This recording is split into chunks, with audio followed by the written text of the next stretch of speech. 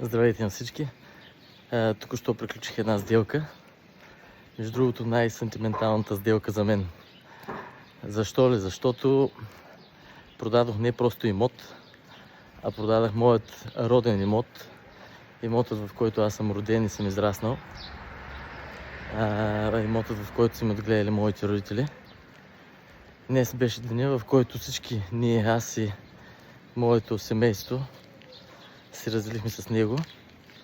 Но най-хубавото нещо е, че имотът бе купен от невероятни хора, за което сме изключително щастливи и вярваме, че имотът ще бъде стопанисван перфектно.